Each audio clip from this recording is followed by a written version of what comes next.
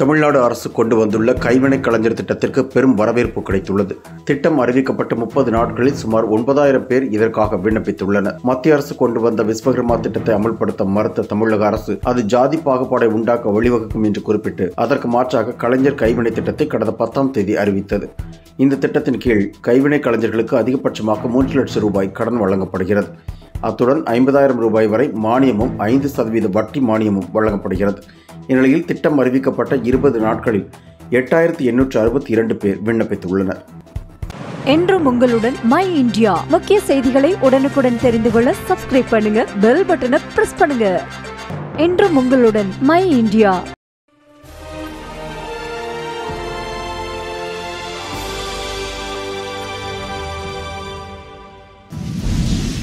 லஞ்சம் தவிர்த்து நெஞ்சை நிமிர்த்து என்ற வழியில் நேர்மையாளர் திரு சகாயம் ஐஏஎஸ் அவர்களின் எழுத்தில் முதல் அனுபவ பதிவு.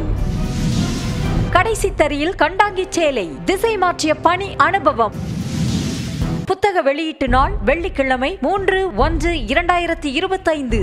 நேரம் மாலை 6 மணி. இடம் காமராஜர் அரங்கம், சென்னை. 2 புத்தகங்களை முன்பதிவு செய்வோருக்கு புத்தக வெளியீட்டு விழாவில் VIP அனுமதி சீட்டு வழங்கப்பட்டு திரு சகாயம் ஐஏஎஸ் அவர்களின் பொற்கரங்களிலேயே அந்த 2 புத்தகங்களை பெற்றுக்கொள்ளும் அரிய வாய்ப்பும் கிடைக்கும்.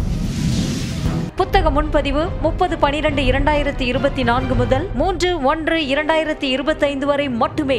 முன்பதிவுக்கு அப்பா பதிப்பகம் 7010298236 9315077173 மற்றும் 8925917667.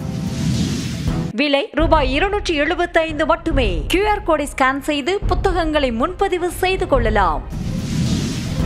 இன்றே உங்கள் புத்தகத்தை முன்பதிவு செய்திடுங்கள். தேசத்தின் நம்பிக்கை மாத இதழ் மற்றும் அப்பா பப்ளிகேஷன்ஸ் இணைந்து வழங்கும் கடைசி தரியில் கண்டாங்கி சேலை.